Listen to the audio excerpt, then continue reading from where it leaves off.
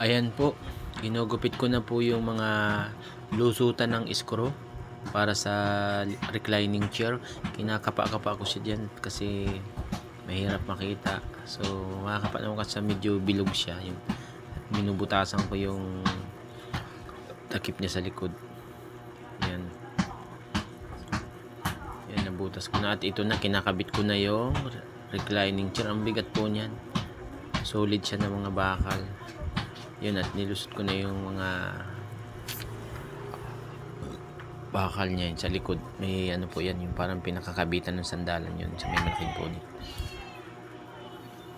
Yan, at kinakabit ko naman yung cable para sa reclining chair, yung pampaunat ng sandalan ng payat.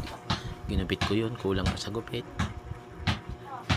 Yan, para tumama siya doon sa butas.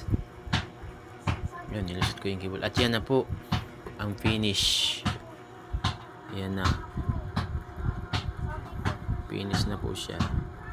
Yan, titistingin ko po yan. Magre-recline siya. Yun, nag-recline na po siya. Yan na po ang finish good niya. Ganyan na po ang itsura niya. Pagka gusto mong iunat yung paa mo, yan, igaganon mo siya. Recline. Yan lamang po.